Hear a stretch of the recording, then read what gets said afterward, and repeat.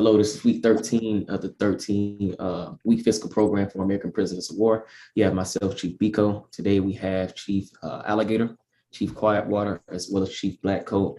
And here, as always, we focus more so on that first letter in the acronym APOW, which is American.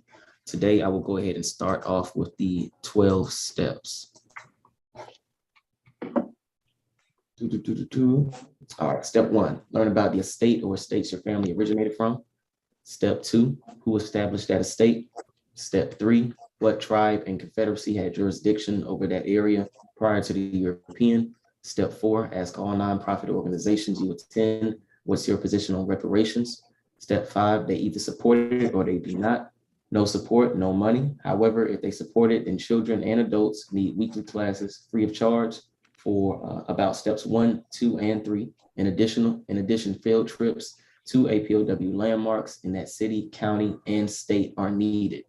6, don't support European holidays for the remainder of the 13-week time frame.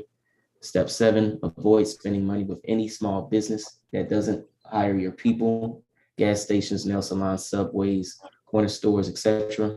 Step 8, all businesses need operating cash, spend money with American businesses. Step 9, all other groups rely on our energy and operating cash to survive. Set the trends of making other groups follow our lead and support our clubs, services, products, and entertainment. Step 10, the U.S. government is bankrupt. The Federal Reserve prints money, i.e. quantitative easing. It also burns money, i.e. quantitative tightening. The U.S. dollar hasn't been backed by gold since Richard Nixon in 1971, the Gold Standard Act. The government operates off the full faith of its citizens to pay debt and taxes. American prisoners of war no longer have faith in the U.S. government.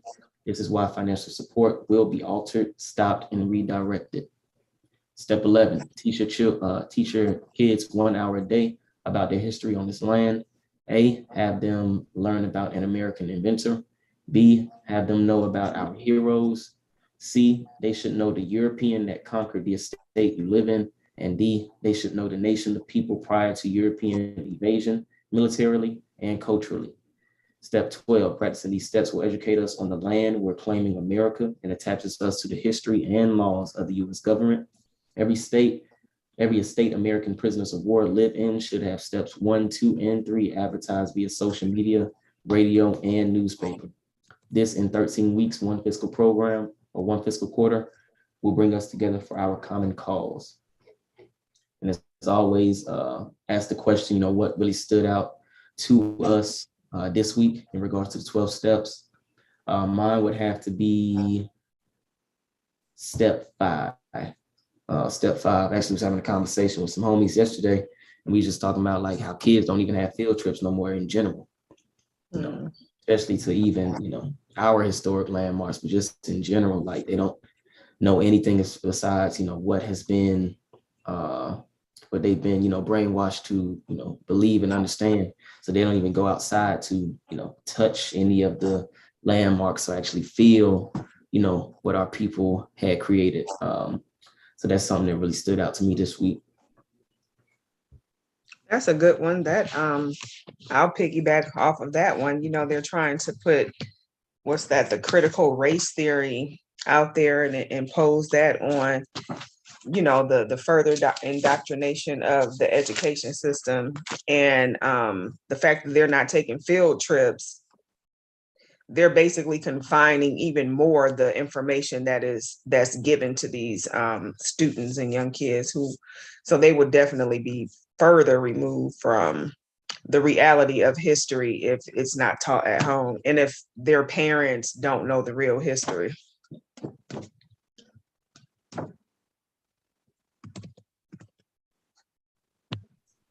And I'll continue. We can go from number 5 to number 11. Kind of just back to what we're saying, teach your kids 1 hour a day about their history on this land.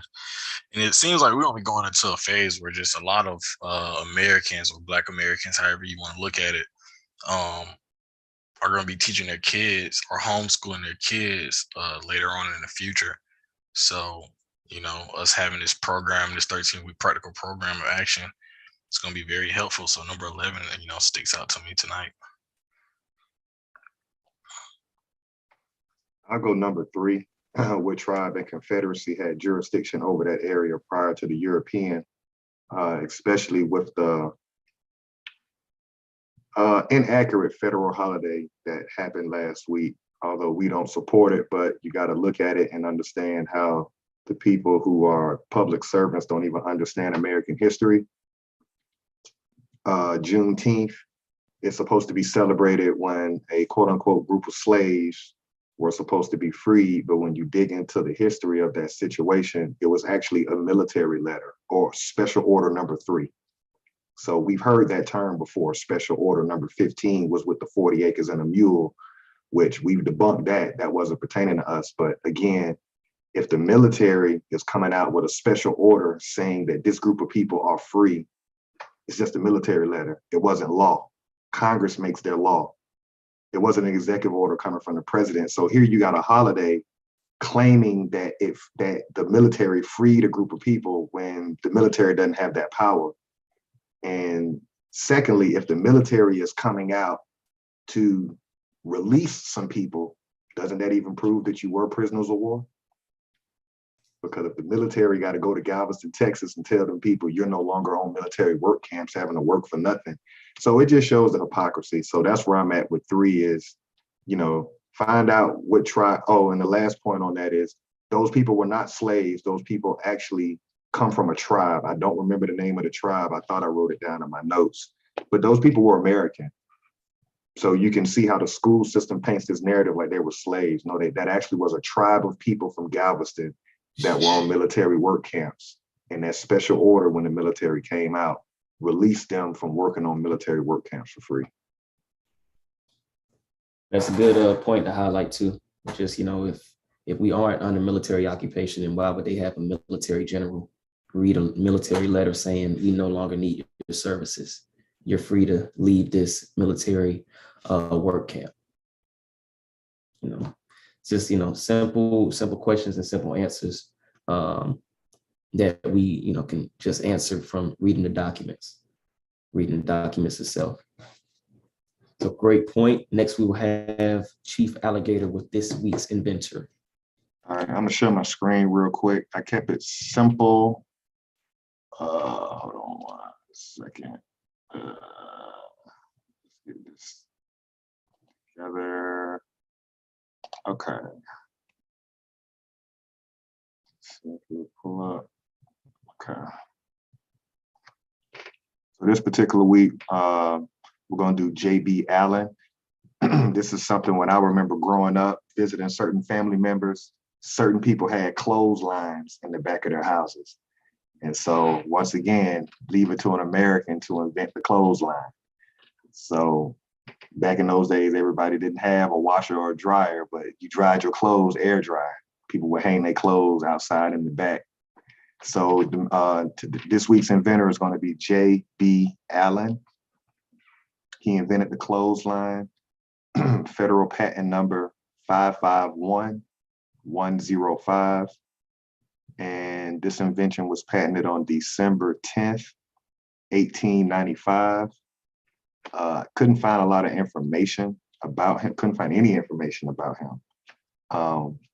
We do not generate or capture a percentage of revenue from this industry. And for me, I always hark on that from a business aspect, because each time that we do one of these lords or inventors, we have to think big picture, that from that invention comes mass production. And then the world is able to buy this product. So every time we name an inventor, you have to think about the industry that comes behind that inventor. There would be no industry if it wasn't for the inventor. And the fact that these families of these people aren't reaping any of the returns from what their ancestors created, it just further proves the military occupation. We changed the world. We took the world from the Stone Age into the information age, but we don't reap any benefits from it. Great point and great inventor. Didn't even realize we made that. We see it all the time in like movies and things of that nature, especially like in cities or major cities. You'll see clotheslines clothing on the clotheslines and everything. Like that's a scene that they always like to depict, especially like in those early 80s movies or 70s or 60s. Like you can just go back whenever they're like in a big city, you're going to see something regarding that invention. Next, we will have Chief Quietwater with this week's quote.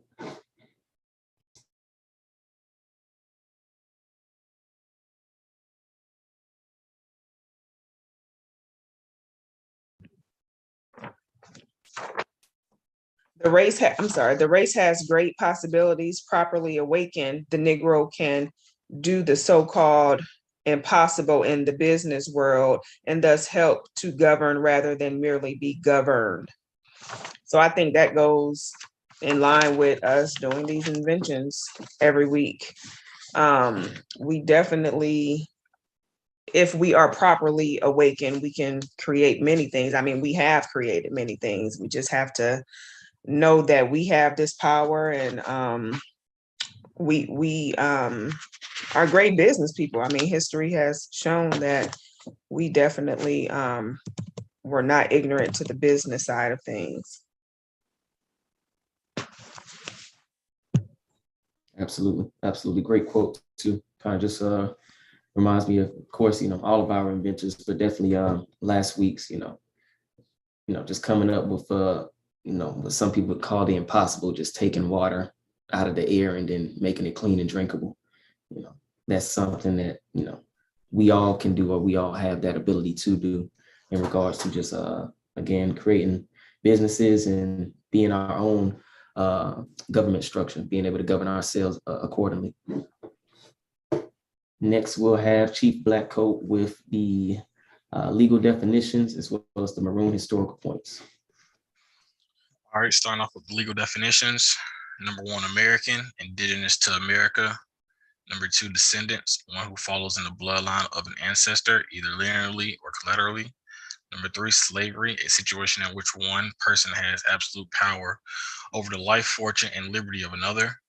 Number 4, prisoner of war, POW, person, usually a soldier who is captured or surrenders to the enemy in wartime.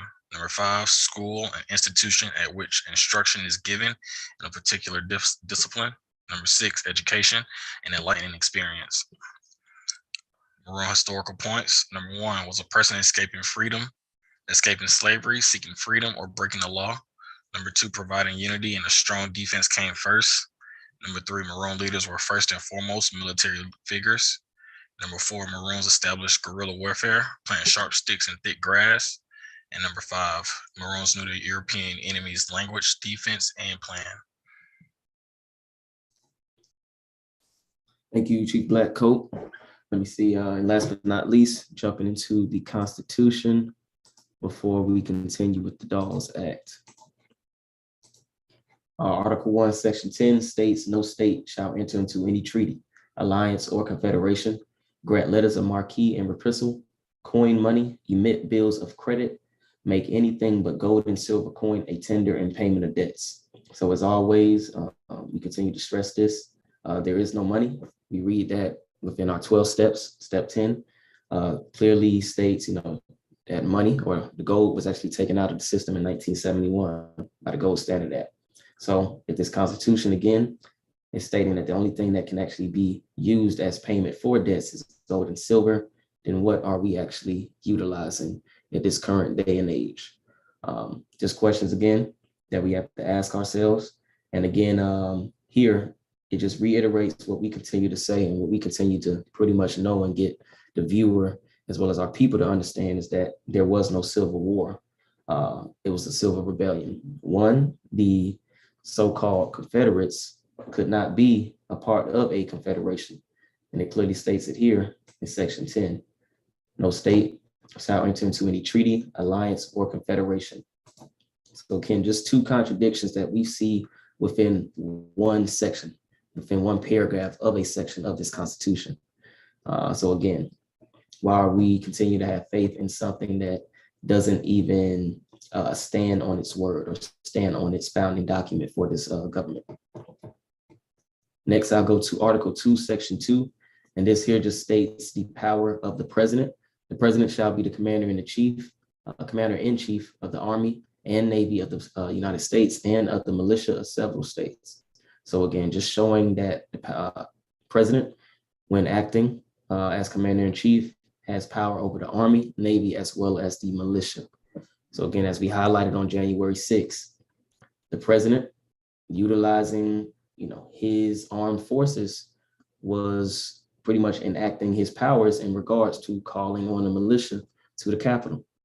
And as we stated, in prior videos, it states that, one of the powers of the militia, one of the purposes of the militia is to suppress insurrection as well as repel invasion. So if we're thinking about, that time, January 6, 2021, the narrative of it being a rigged election, regardless of, what we think is all rigged, this whole government is phony, it's bullshit. But if we're listening to the narrative that, okay, this was a fraudulent election, then wouldn't that be repelling an invasion or suppressing an insurrection? So again, just things that we need to understand about this system in order to, get out of this system. And lastly, Article 6, paragraph 2 states the supreme law of the land. So here it states, this Constitution and the laws of the United States which shall be made in pursuance thereof, and all treaties made or which shall be made under the authority of the United States shall be the supreme law of the land. And the judges in every state shall be bound thereby, anything in the Constitution or laws of any state to the contrary notwithstanding. So here stating that the treaty is the supreme law of the land, which we again know is a contradiction because they have other things as far as acts, provisions, hell, even the church supersedes the treaty. So we just listed pretty much 3 contradictions while just reading over 3 articles within this Constitution. We haven't even gotten to the other articles and what they probably have as far as contradictions. But again, it just shows us, or should show us as the viewer, as the listener, that, hey, what are we putting our energy towards this government for? We know our power. We list off an inventor every week. We know we can do business by ourselves for ourselves. So why not get back on code? We've always been on code. Don't let this new narrative and new, propaganda tell us that we haven't been on code. We go back to the 60s, 70s, everybody was on code. We would dress down to the 9s. That was probably like the peak of our powers, I would say, pre-integration. We was on code, and we can get back to that. So just wanted to highlight those things because it's going to be needed, because it's a lot of stuff that's going to be coming down pretty soon. So we're going to need to be exactly on code as a group of people.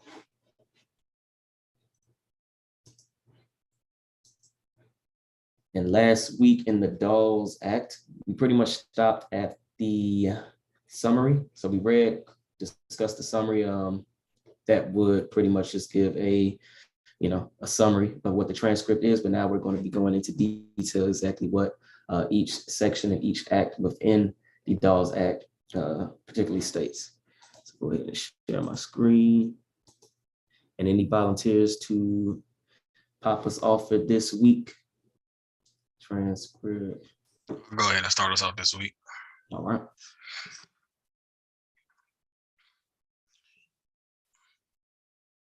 All right, go ahead and jump into it.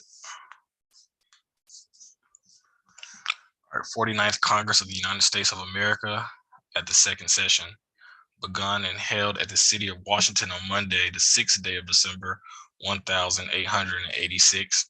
An act to provide for the allotment of lands and severalty to Indians on the various reservations, and to extend the protection of the law of the United States and the territories over the Indians and for other purposes.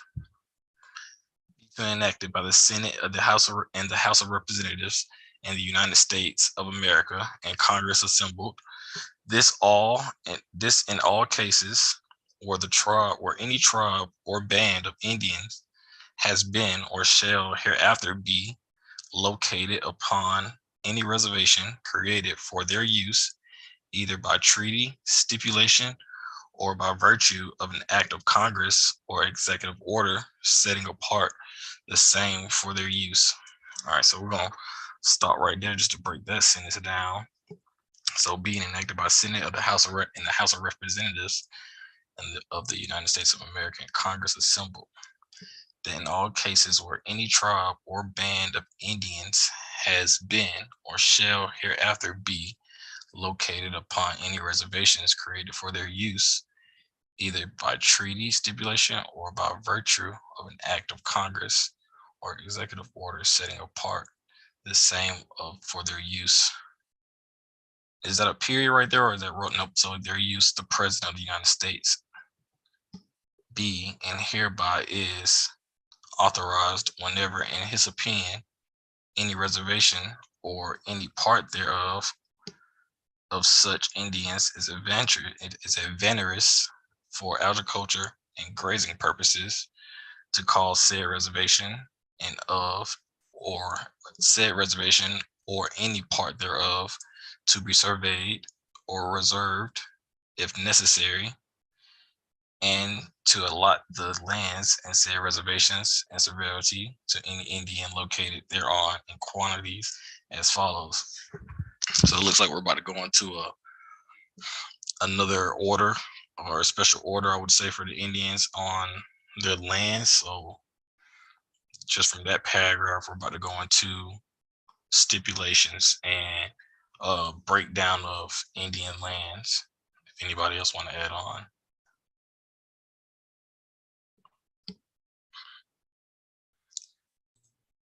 I would say it just sounds like yeah, they're about to go ahead and just break down the exact amount of acres that were kind of listed in the summary. It also just states here like any treaty or any executive order or act of Congress that was made prior as far as to the respective tribes, they like as far as that land allotment, it's going to be they're pretty much going to put that into or enact that or those treaties or those laws or those acts there. So it's like whatever we agreed to as far as your carving of the land, this is where we're going to pretty much kind of take it away anyway. So again, it kind of just highlights that the treaty isn't the supreme law of the land. And they're saying that this act is pretty much going to supersede any of those prior arrangements.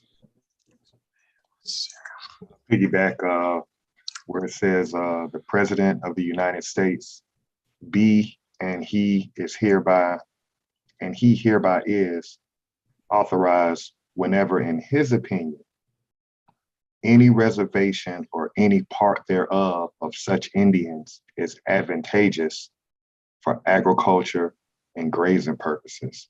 So once again, we can clearly see they're depending on the American for farming. So this idea that you brought a group of people from a whole nother landmass that didn't know what came out of the ground, we've been debunking that through these treaties. They're going to use the American to find out what grows out there. And then he's going to cause said reservation or any part thereof to be surveyed or resurveyed if necessary, and to allot the lands in said reservation and severalty to any Indian located thereon in quantities as follows. So if he sees where the United States government can gain some benefit because it's, I don't know, give me something out of the Midwest that comes out of the land that's widely known, corn, like wheat and something. Right. Once he realized, oh, it's popping out here with corn, whoever's good at that cultural process, he can just allot them that land and say, okay, I'm gonna put y'all here and give y'all that surveyed land. So we can see how the infighting is gonna start, because what if you're not from that area and you got an outside government, the US government, giving somebody this land? You see what I'm saying? So you could get a infighting going on amongst the Americans. For sure. All right, so we're gonna go into a breakdown. To each head of the family, 1/4 of a section. To each single person over 18 years of age, 1/8 of a section. To each orphan child under 18 years of age, 1/8 of a section. And to each other single person under 18 years now living or who may be born prior to the date of the order of the President directing an allotment of the lands embraced in any reservation, 1/6 of a section. So right there, just a breakdown of who gets what, how much do they get. Looks like everybody's pretty much getting 1/8 of a section. And then if you're, let me see, to each person other than, so a single person, 18 years, who may be born prior to the date, he gets 1/6. Looks like we also had an orphan in there. So we got an orphan, he gets 1/8 as well. So somebody now being adopted into the family, they get a whole 1/8 as well. Keep going on. Provided that in case there is not sufficient land in any of the said reservations to allot lands to each individual of the classes above named in quantities as above provided, the lands embraced in the such reservation or reservations shall be allotted to each individual of each of said classes pro rata in accordance with the provisions of this act. And provided further that where the treaty or act of Congress setting apart such reservation provides the allotment of lands and severity and quantities and excesses of the herein provided, the president, in making allotments upon such reservation, shall allot the lands to each individual Indian belonging therein in quantity as specified in such treaty or act. And provide further that when the lands allotted are only valuable for grazing purposes, an additional allotment of such grazing lands and quantities as above provided shall be made to each individual. So a lot there. So I want to start off with that first sentence again, that in case there is not sufficient land in any of the said reservations to allot lands to each individual of the classes above, named in quantities as above provided, the lands embraced in such reservation or reservations shall be allotted to each individual of each of said classes pro rata in accordance with the provision of this act. So back to what we read before, to each head of the family, that same outline will also go in, still be in effect for if they did run out of land. They still will adhere to, the head of the family getting 1/8, single person over 18 getting an 1/8, an orphan child getting an 1/8. Anybody want to add in? And it seems like they're just lessening the amount for special circumstances, I guess you could say. So it's like they're taking little by little from the people by these special, circumstances in regards to what they feel that group really actually deserves, I guess you could say. I'll throw one thing in. I'm just thinking about my family personally. When we go back to the oldest census record and we see who the land on my mom's side of the family, who's a Cherokee, by the way, how that whole thing's set up. I'm stuck right here, Chief Blackcoat, where you said to each head of family. That's not the language that we use. That's not American language. We come from tribes, so we can see how they broke the tribe up. Those tribes have chief and chiefess. They came up with something called head of household. Mm-hmm. That's not us. So that's what jumps out in this Dawes Act. This is, again, you have to agree to dishonor your mothers and your fathers. So the people in the late 1800s, when they agreed to get land on an individual basis, you were stepping away from your tribe and they got you. So you can't really say they put the curse on you. It's like you put your curse on yourself because you claim to be something that we never were. There was no such thing as a head of household. And that word orphan also, I'm starting to see that word more. And I think about Annie when I was growing up, Orphan Annie. These people are coming over here parentless and they're able to still get in within what used to be tribe. Now it's head of household. So I'm seeing a lot of different angles on that. That was a great point out. Yeah. Good point. What kind of stands out to me would be kind of what we when we were reading the first American Removal Act, or the actual American Removal Act, it would state like how the chiefs would have to go to the not the interpreter, but the land officer, whoever was over those lands, to receive resources. So it's like, okay, if the chief now has to go to somebody else just to get stuff that we need, now you can see how it makes it much easier for individuals to be like, I'll step away from the tribe because I'm not getting anything anyway.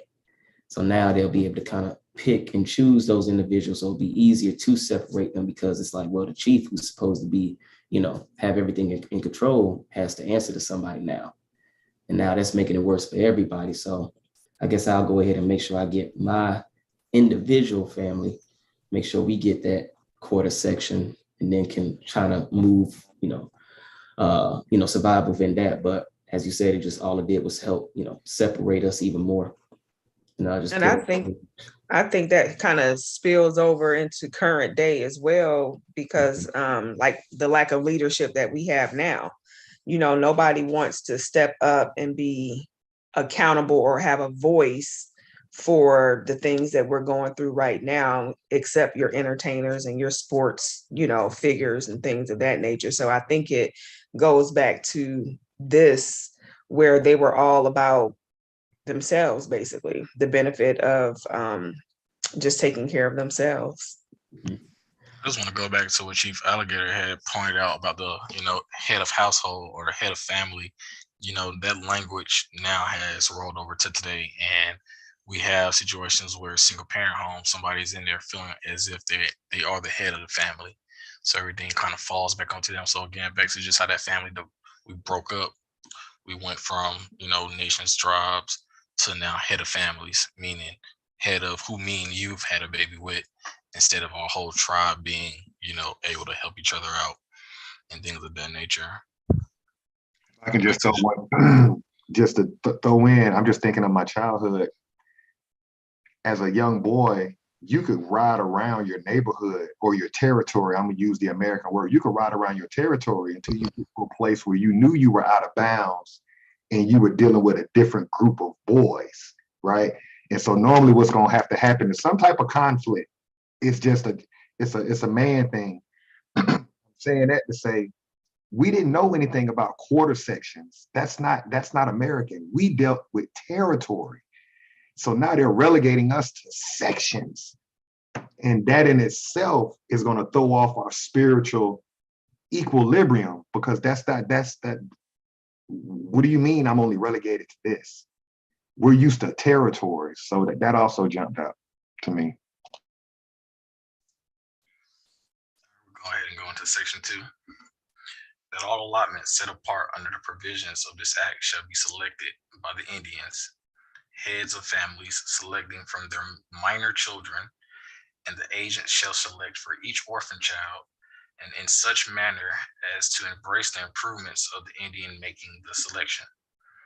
Where the improvements of 2 or more Indians having been made on the same legal subdivision of land, unless they shall otherwise agree, a provisional line may be run dividing said lands.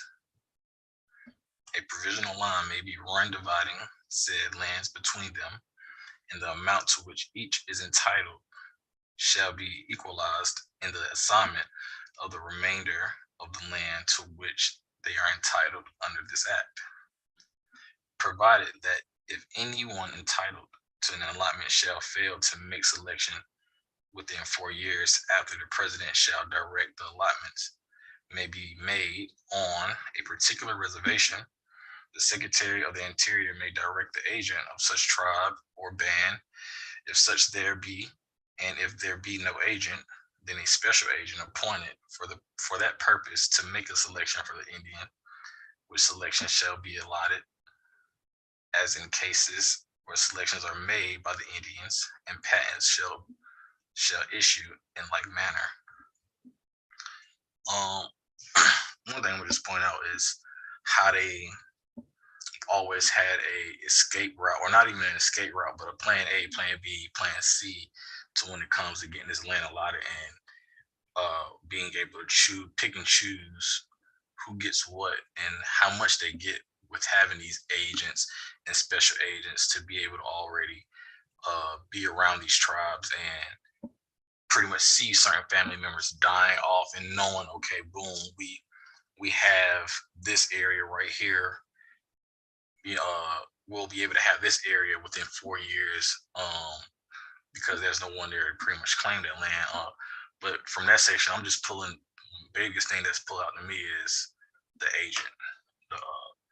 Whoever this agent is, clearly the agent speaks the same language as the members of these tribes or the Indians. So they might be an Indian or very close. And it's pretty much bulletproof or foolproof for the government or for the president to pretty much get what they want because of these agents within these groups.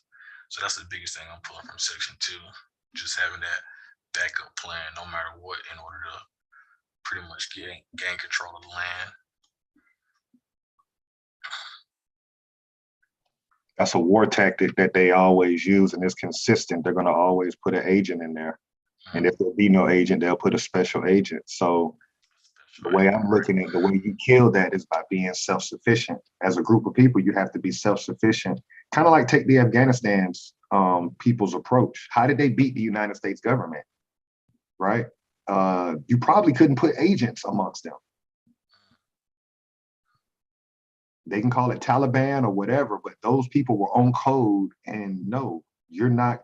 Well, can you speak on that a little bit, Chief Blackcoat? Because when the United States government pulled out without a treaty, just hauled ass and left equipment and everything, if there was agents that was working with the United States government, they were going door to door looking for them to kill them.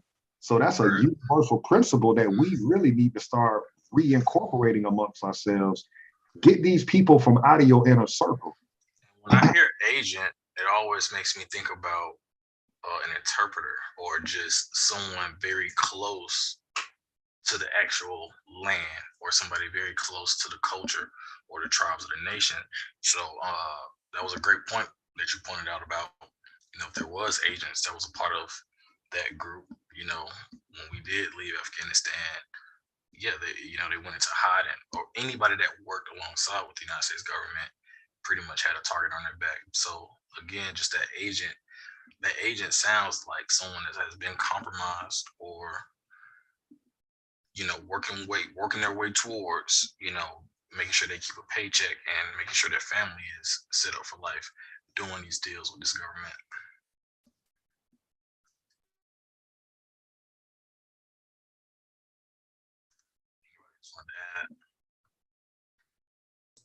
I would say the real thing that kind of stuck out to me was this part here with the heads of families selected for their minor children, but the agents selected for the orphan children.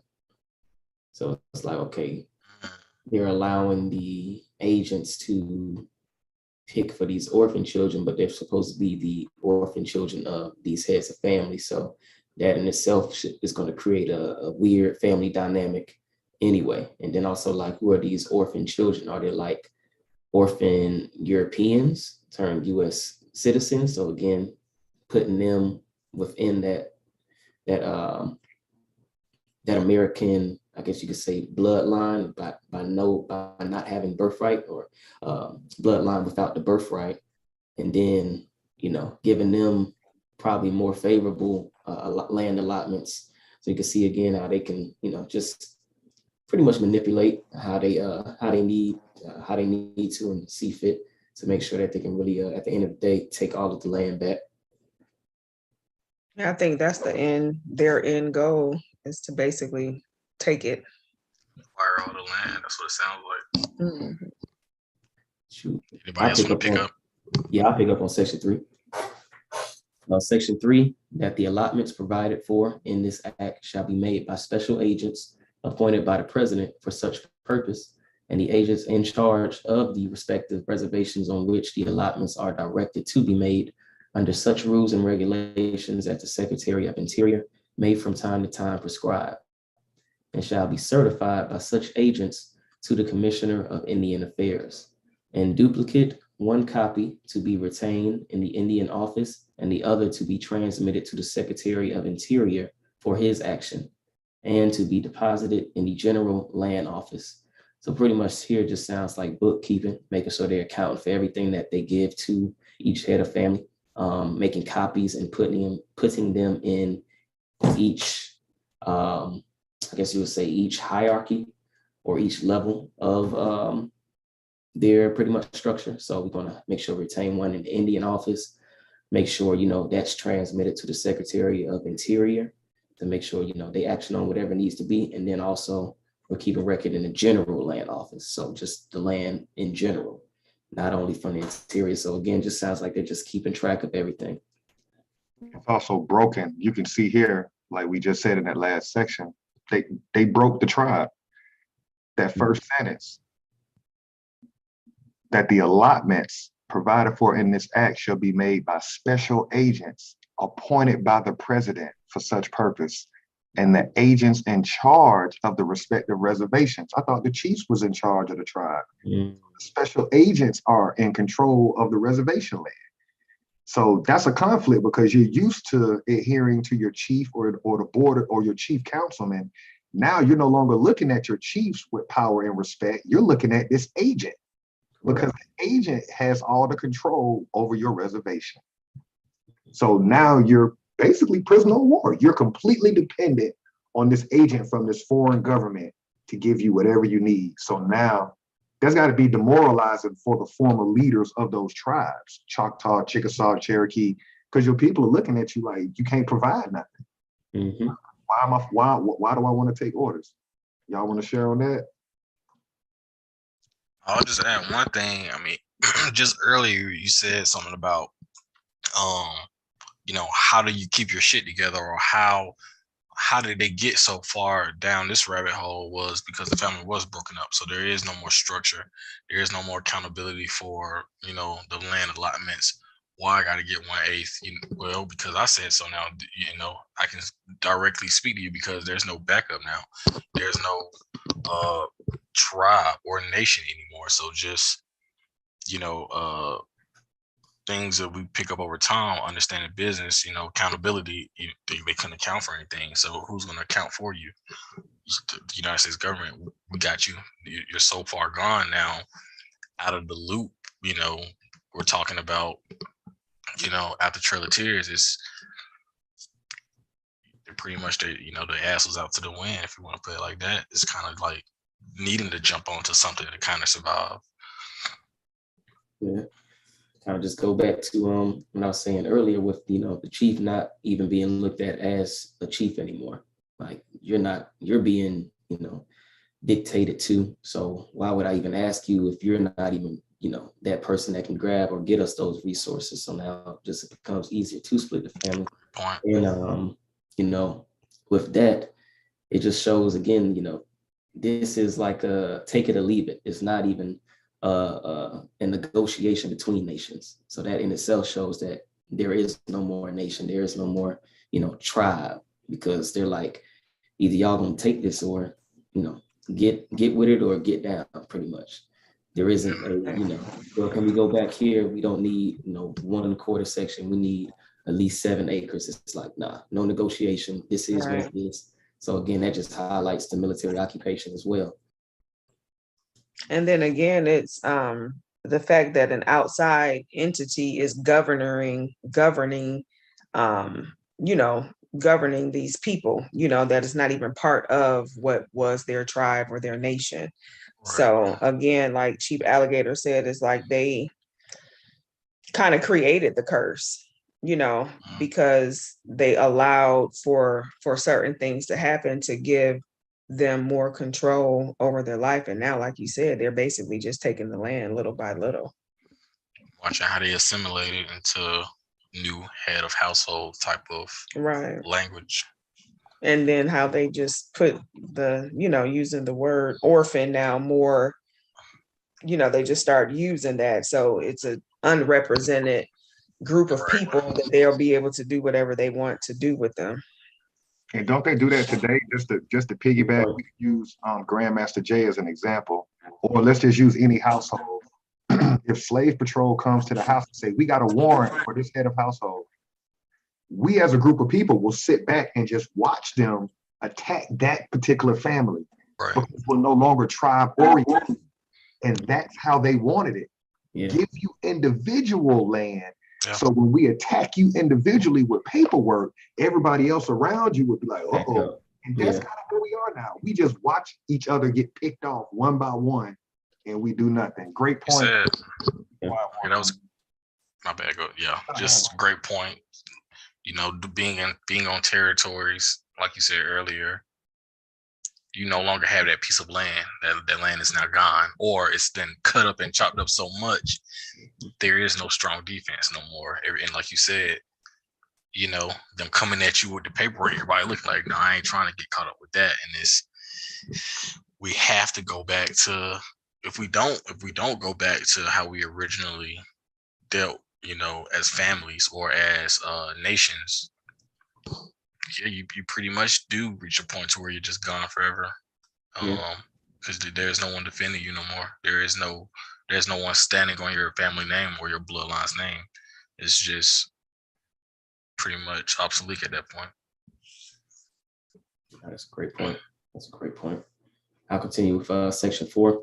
That where any Indian not residing upon a reservation, or for whose tribe no reservation has been provided by treaty, act of Congress, or executive order, shall make settlement upon any surveyed or unsurveyed lands of the United States, not otherwise appropriated, he or she shall be entitled, upon application of the local land office for the district in which the lands are located, to have the same allotted to him or her and to his or her children in quantities and manner as provided in this act for Indians residing upon reservations. So those tribesmen or those people not allocated any lands via treaty, act of Congress, or executive order, those pretty much, as Chief Quietwater stated, orphans, not having any type of group that they're attached to. They're saying that they will also be provided or allotted some lands by the United States, whether it's on surveyed or unsurveyed lands, and that they'll still be held to the requirements that they set forth in regards to 1/4 section, 1/8, and then the 1/16. That's what I'm getting there. And when such settlement is made upon unsurveyed lands, the grant to such Indians shall be adjusted upon the survey of the lands, and so as to conform thereto, and patents shall be issued to them for such lands in the manner and with the restrictions as herein provided, and the fees to which the officers of such local land office would have been entitled had such lands been entered upon the general laws for the disposition of the public land shall be paid to them from any monies in the Treasury of the United States, not otherwise appropriated. So as far as them, I guess, paying for these land allotments, they're going to be using the funds from the Treasury that haven't been already appropriated to, I'm guessing, each individual nation. Like I was stating with the Choctaw and Chickasaw, they're going to be given X amount to each nation separately. There's no sovereignty. Everything you're reading right now, if you were a shot caller, if we're going to use that term in today's world, if you were a chief back then, you were shot caller, you were part of the shot callers of your tribe, they've taken everything from you. Mm-hmm. Like, there's no need for y'all anymore. Like, literally, they're telling you what fees you got to pay. You got to go to this land office. None of that is part of your Choctaw, Chickasaw, whatever tribe you're from. So it's like, this is the final blow. This act is like basically the government saying, yeah, we put y'all in Indian territory, but y'all motherfuckers US citizens now, because you're going to do everything as if you were a US citizen. Right. Same thing we did with the Homestead Act when we gave them Europeans 160 acres. We're going to give you 1/8 of one, but you're going to go through the same procedure to get that 1/8. Right. Now you're just coming up underneath our government. Completely.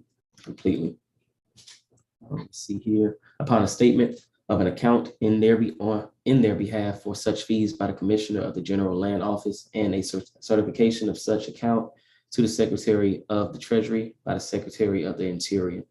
So again, the United States government structure is handling all resources and all transactions for these quote unquote nations. So again, as Chief Alligator stated, they're no longer sovereign. They are now completely answering to the United States government. We see Section 5, that upon the approval of the allotments provided for in this act by the Secretary of the Interior, he shall cause patents to issue therefore in the name of the allottees.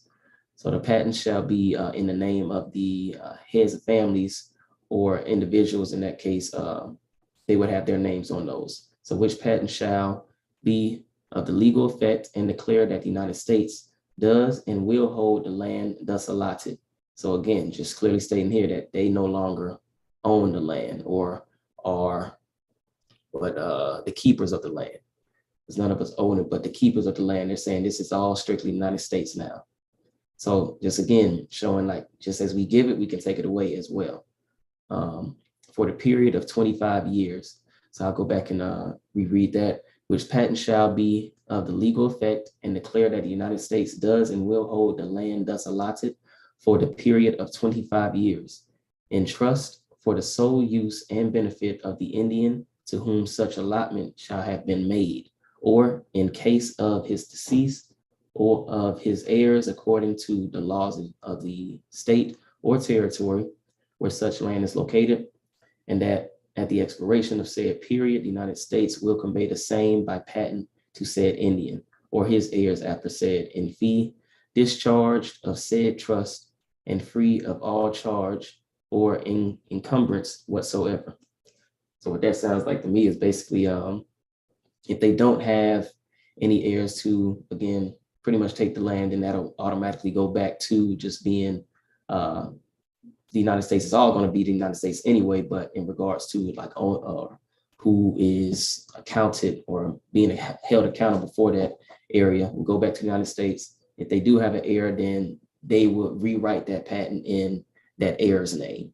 But again, it will still be considered or declared the United States land, if that makes sense. So they'll be able to easily issue out these patents and switch those names pretty much recurringly, like it's nonstop. They'll be able to do that while still making profit off of fees and other things like it states here.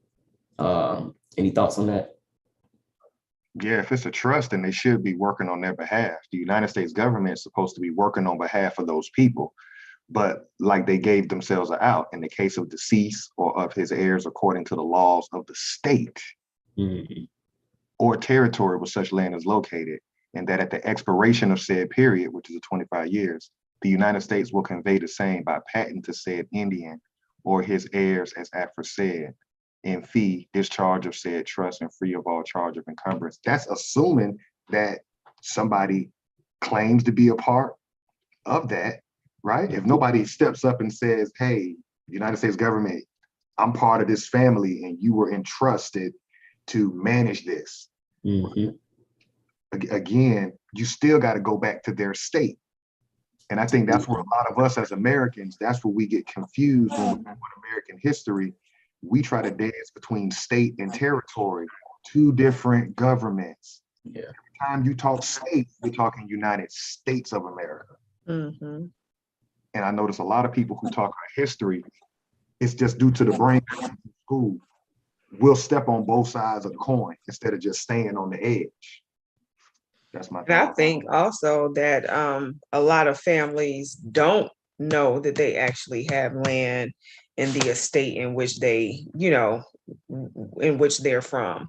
So this goes through not knowing, number one, and information not being passed down from their prospective family members.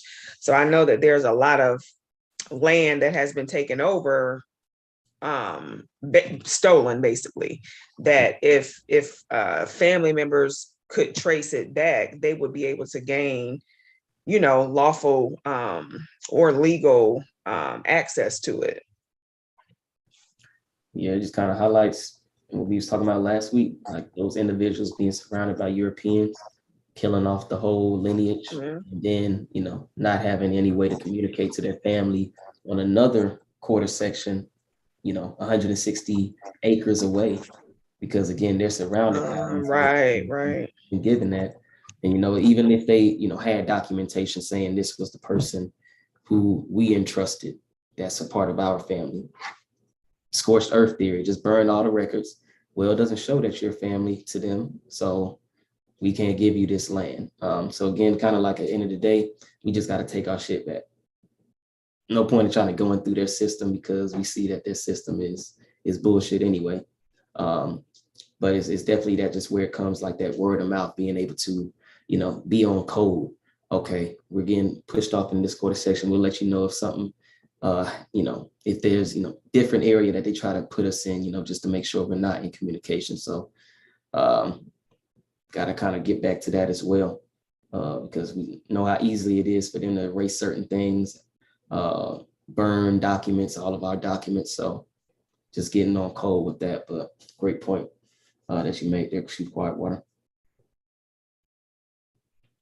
Let's see here. Did y'all want to stop here and just kind of, summarize what we've read so far? Let me see. In the middle, try not to stop in there, because that next sentence kind of ties into what we were just saying, that everything that was just said about 25 years in trust, the president can just say, fuck it, it ain't gonna be 25 years. So okay. So provided that the president of the United States may, in any case, in his discretion, extend that period. So as you was just alluding to there, Chief Alligator, they'll be able to extend that period if necessary, extending that 25 years. And if any convenience shall be made of the lands set apart and allotted as herein provided, or any contract made touching the same before the expiration of the time above mentioned, such conveyance or contract shall be absolutely null and void. So here,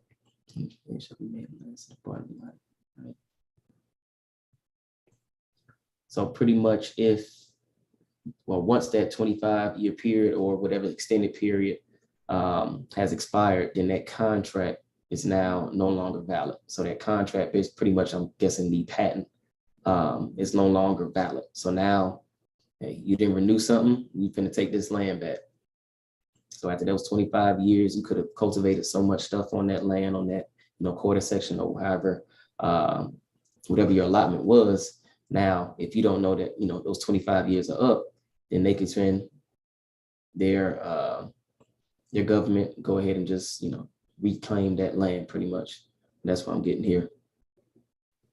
Yeah, it's war powers. I mean, the president basically can bypass his Congress and just say, yeah, I do what I want to do. Like, we ain't got to vote on this. Mm-hmm. So it just further shows the occupation. Like, yeah, you're making this act. Congress writes this act, but even within this act, Congress is writing in provisions for the president through executive order, through his war powers, that, yeah, even though we voting to do this shit, he really can do what the hell he want to do. Correct. We just structuring it up for him. Okay, that makes sense. Provided that the law of descent and partition in force in the state or territory where such lands are situated shall apply thereto, after patents therefore have been executed and delivered, except as herein otherwise provided, and the laws of the state of Kansas regulating the descent and partition of real estate shall, so far as practicable, apply to all lands in the Indian Territory, which may be allotted in severalty under the provisions of this act. Bro, this is the second document. Something special is about Kansas, because we read about Kansas specific in 1866. Indian Treaty. Now in this Dawes, at whatever the original Kansas territory was, they keep going back to that particular word. And look, them probably was some very powerful, wealthy people in the Midwest, in Kansas. And real estate, I think that might be the first time we've seen that. And we just know what that means. That just means royal estate. So kind of going back to what you were saying, when we first recognized that Kansas, we know the Kansas City Royals. So like you said, I'm pretty sure it's something deeper in regards to that Kansas territory that doesn't get talked about. So I definitely agree with that, because just seeing this royal estate, so like kings and queens, there are, records of castles being on American land. So it could be of, some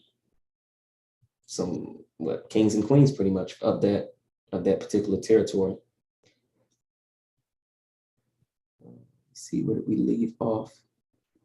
The provisions of Act. Okay. You see, and provided further that at any time after lands have been allotted to all the Indians of any tribe, as herein provided, or sooner, if in the opinion of the president, it shall be for the best interest of said tribe, it shall be lawful for the Secretary of the Interior to negotiate with such Indian tribe for the purchase and release by said tribe, in conformity with the treaty or statute under which such reservation is held, of such portion of its reservation not allotted, as such tribe shall from time to time consent to sell on such terms and conditions as shall be considered just and equitable between the United States and said tribe of Indians, which purchase shall not be complete until ratified by Congress, and the form and manner of executing such release prescribed by Congress.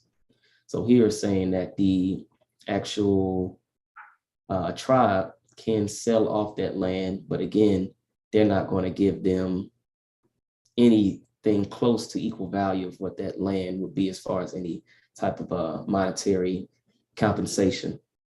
So it says considered just and equitable, but who considers that? The United States. They already are saying 1/4 section is just and equitable for you off the rip as far as individuals. So as far as what we're going to pay you, we already know it's going to be much less in regards to that sale of purchase, or that purchase, that sale receipt or anything like that. Look at the contradiction right here where it says in conformity with the treaty, right there next to the comma for tribe, and what you just read. Go up a little, go up with your cursor, go up to the right, all the way to the right, right there. In conformity with the treaty or statute.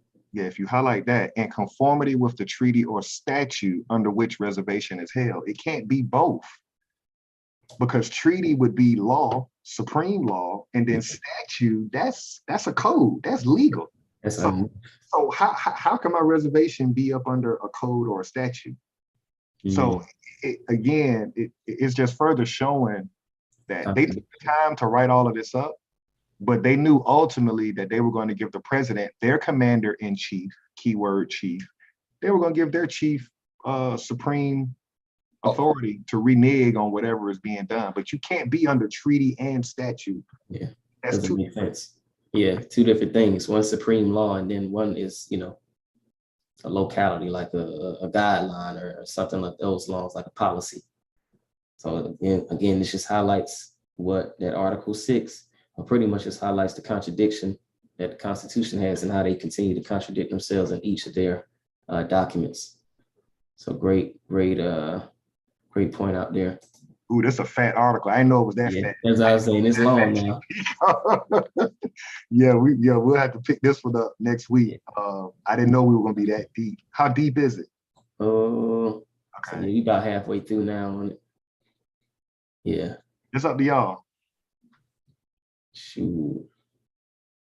Let me see. We might be able to get through this fast through. I'm on mute. Chief Quiet Water, Chief Black Coat on mute. What y'all want to do? No, I said article. We can definitely pick back up on it, but it don't matter to me. It doesn't matter to me either. Yeah, we'll do a stopping point. Yeah. You want to shut it down? Yeah, we can stop right there then. Provided, however. And this is section 5. Okay. Yeah. Let's see where we at here. Provided, however. Provided, however. All right.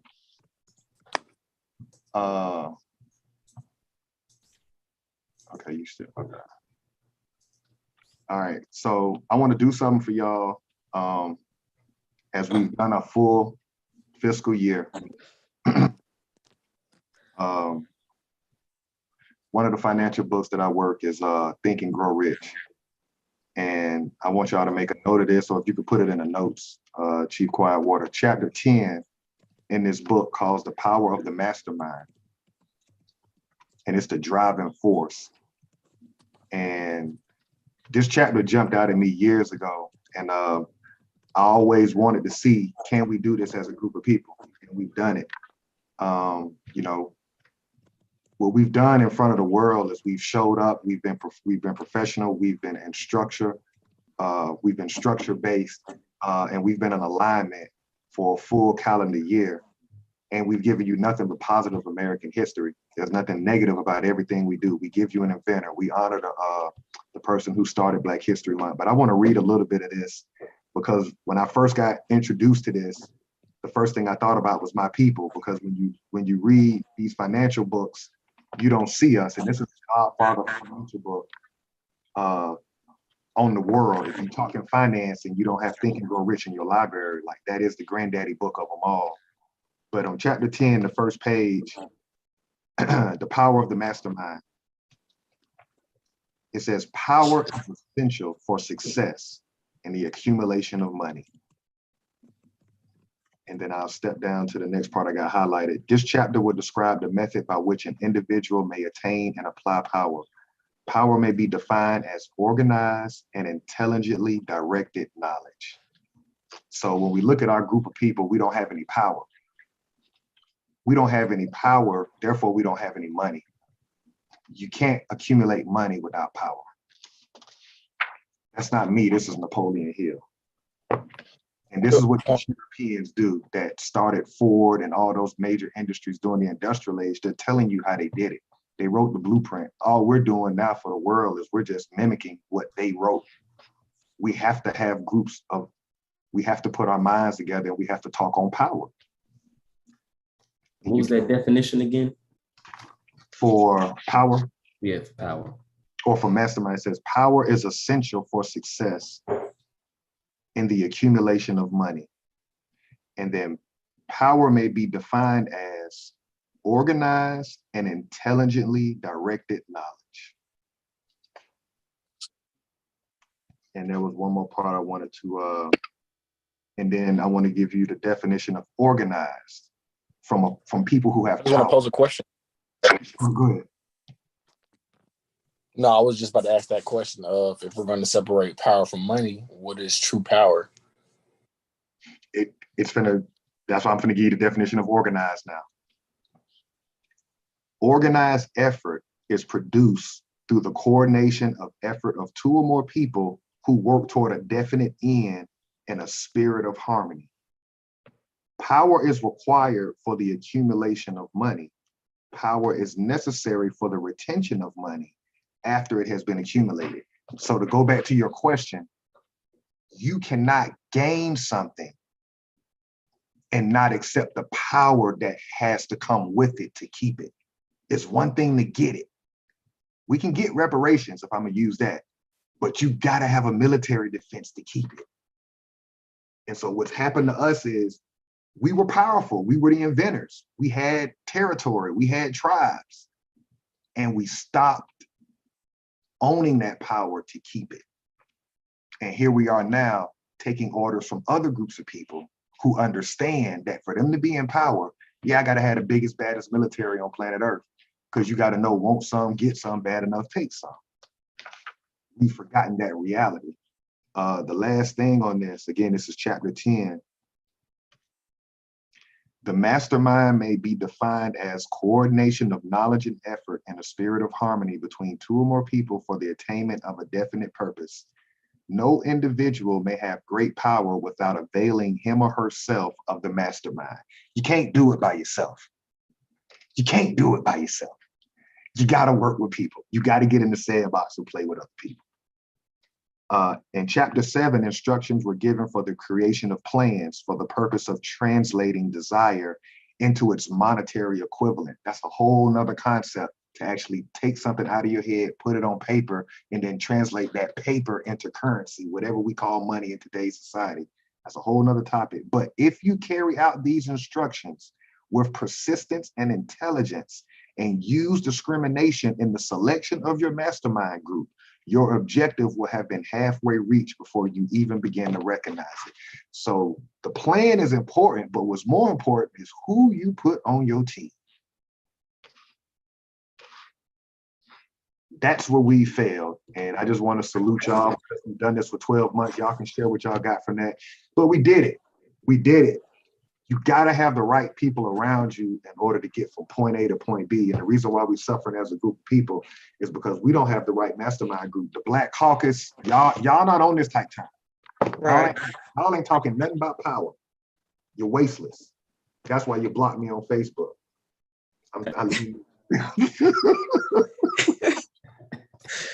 Those were good words. Chapter 7 and chapter 10 of Think and Grow Rich, right? Okay. Yeah, definitely. Powerful words. It definitely relates to actually what we just read of how they broke everything down, where it's individuality, not the group as a tribe or a nation. And current day is the same situation. We don't have mastermind think tanks and things of that nature to plan and execute goals. Yeah. No force, no nothing really. It's just everybody on their quarter section. Yeah. Looking at each other like, hey, good morning, rolling past each other. I was actually talking about earlier how we got to get out of mindset of just being individuals.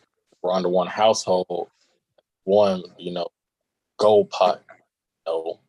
How much is coming in, what's going out. So just trying to get that family back to stop being afraid of discussing certain things and being able to actually grow into that or that powerful, or that that family with a little bit of power behind them. We just got to start talking more. We got to start discussing the little things that add up to being bigger. It's just just trying to get back to tribes and then back to nations and get other territories. But we have to first, we got to accept who we are. This is just all of us trying to be who we are, and then once we accept that part, we can move forward. But just the little things. That was a great point from that Think and Grow Rich. Power is money, but you gotta have power is the foundation. You got the money behind it. Great point. Definitely to piggyback off of what you said there, Chief Black Coat. Definitely, just being able to communicate with one another. Like, shoot, do you even know your neighbor's name or anything like that? So just being able to have that, that tribe or have that territory, as Chief Alligator stated, when he was a child, being able to ride your bike up the street, like we knew where we could go and we'd be, straight. Like, even if we kind of veered off, it's like, okay, we just got to be hesitant. I got to know somebody in this area for me to walk in this area. Type of thing. So just getting back to that, cultivating those relationships, stop being so, veered off into this, this matrix and phones, into the social media, and actually get out there and touch somebody. Like, I think that's what our generation is for. Like, we're the last ones to be still connected to this land or this realm, while they're still trying to pull the new generation into this virtual stuff. Get them strictly, no longer even communicating with each other. So I think that's me and Chief Black Coat's responsibility, since we seen it before this technology, then we see it after. So we're the ones to be like, okay, now I remember a Nokia. I remember typing in my numbers, having to memorize certain numbers. Y'all, you just scroll down to your name. You don't even know whose number that is. You just see the name. If you don't have that, you don't even realize that number. You can't type it up in emergency situations. See, we're the last group. So it's okay, we have to bring this newer generation back to reality. We still need to know these things. Because if we cut off just like that. So that's all I got to say there. That was a good bill right there. Yeah, great meeting. It's been a great year. Next week will be our year anniversary for real, but this is the last one. So I got to salute everybody for showing up. Separate the men from the boys to go 52 weeks, 4 fiscal quarters. Celebration next week. Yeah, we've dropped a lot of proof of claim for the world, and I'm still waiting. I don't know about y'all. I'm waiting on a scholar to prove us wrong. Yeah, because ain't coming. any other document to prove that there was a civil war.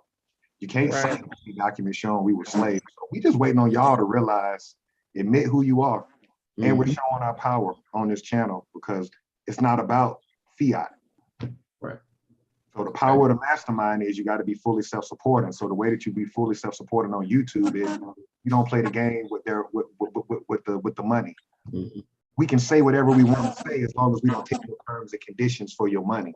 Mhm. It keeps us independent. Yeah, we're not an employee. Right. It may not look the way the phone may want you to look with success, but the power Mhm. is what the Lost Confederacy channel has. It's about the power. It ain't about the look. Great point.